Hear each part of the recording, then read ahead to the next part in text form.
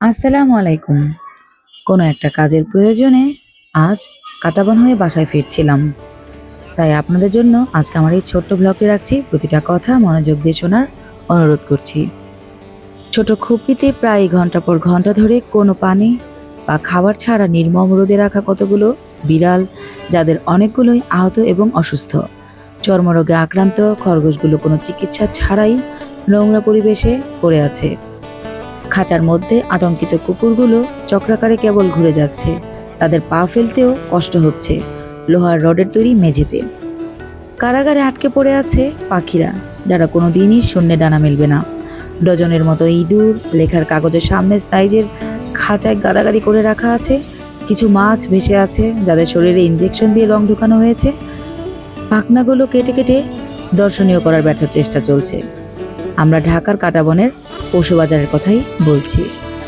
কাঁটাবনে প্রাণীদেরকে দেখা হয় স্রেফ সম্পত্তি হিসেবে, কিন্তু তারা সম্পত্তি নয়।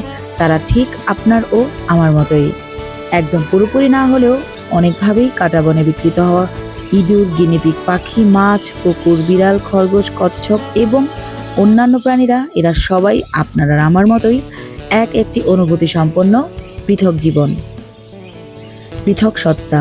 মানুষের মতোই এই জগতে তাদের সচেতন স্বাধীন উপস্থিতি। তাদেরকে নিয়ে যখন কোনো কিছু করা হয়, সেটি তাদের দিক থেকে খুবই গুরুত্বপূর্ণ ব্যাপার। তারা ব্যথা পায়, তাদের আছে বিশ্বাস ও আকাঙ্ক্ষা, এবং তাদের জীবন তাদের কাছে গুরুত্বপূর্ণ।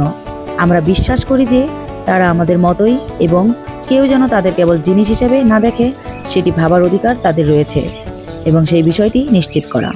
কাঁটাবন সেই অধিকারকে পর্যদুস্ত দেয় এবং তাদের ভালো মন্দের ব্যাপারটি নিয়ে ব্যবসা করে।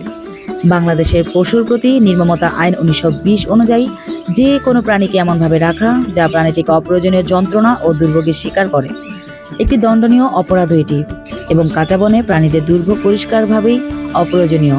প্রয়োজনীয়তার যে সংজ্ঞাই আমরা ধরি না কেন, আমরা বাংলাদেশের সরকারের প্রতি আহ্বান করছি এই আইনকে প্রয়োগ করার জন্য, এবং যারা আইনটি ভাঙছে তাদেরকে শাস্তি দেওয়ার জন্য। আমরা বাংলাদেশের সরকার এবং ঢাকা বিশ্ববিদ্যালয়ের প্রতি আহ্বান করছি, যারা এই পোষা প্রাণী বিপণন কেন্দ্রগুলো গড়ে ওঠার জায়গাগুলোর মালিক, তারা যেন কাঁটাবন পশু বাজারটি বন্ধ করে দেয়।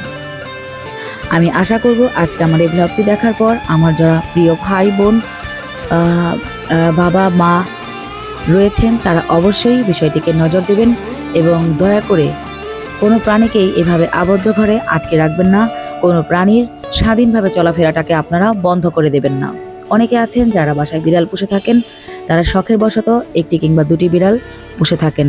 তারা কখনোই এটা চিন্তা করেও দেখেন না যে তাদেরও কিন্তু সঙ্গী প্রয়োজন আছে, তাদেরও কিন্তু একটি সমাজের প্রয়োজন আছে।